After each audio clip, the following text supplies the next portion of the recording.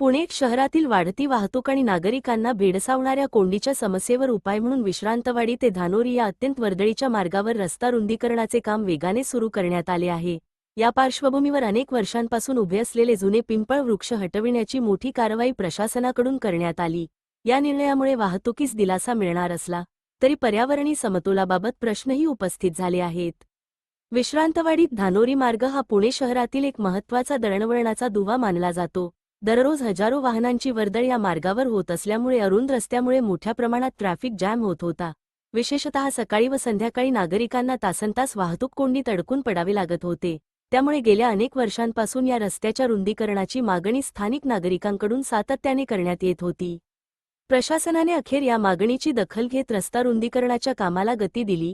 याच अनुषंगाने अडथळा ठरणाऱ्या जुन्या पिंपळ वृक्षांचे स्थलांतर किंवा तोड करण्याचा निर्णय घेण्यात आला।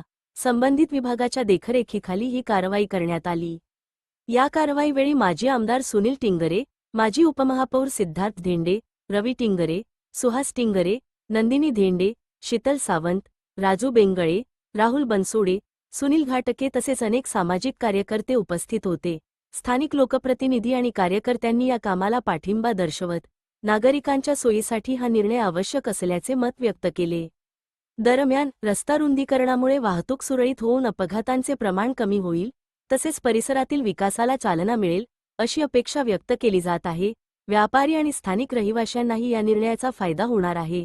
तथापि अनेक वर्षांपासून असलेले पिंपळ वृक्ष हटविल्यामुळे काही नागरिकांनी नाराजी व्यक्त केली आहे।